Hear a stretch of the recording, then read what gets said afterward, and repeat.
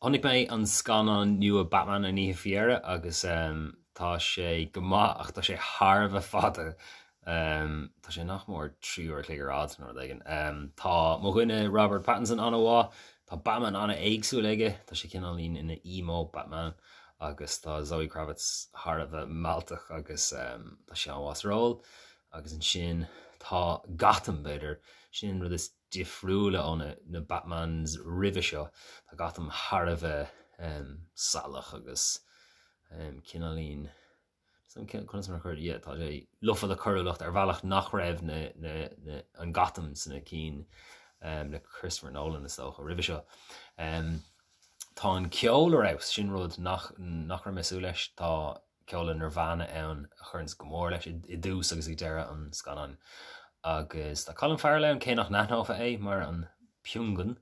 agus tá an Riddler cad an mhaine sin Paul rud éigen ach tá sé go bra ach an rud is mó faoi ná grous agus mé brenner ví an an bhrá ó tá Batman nua take ar an bhód agus cinnaína denmh dermid ar an seanna Batman agus an Batman nua seo gur 6 cailtóra é ar bhealach ach go náir leis ar ná ar deire agus is mód a bhleachtar atá an freisin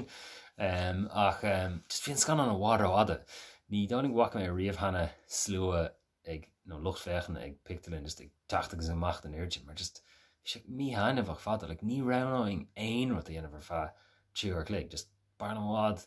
tá meid sé uirge le nó beidir gáir clé ar a bhéad. Tá sé dechar aon rud eile dhéanamh má tá gobar ar lá agus man sin má chuú tríúir clé déanamh aigen. Ein am eile got so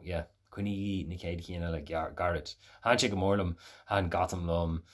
ach ráda.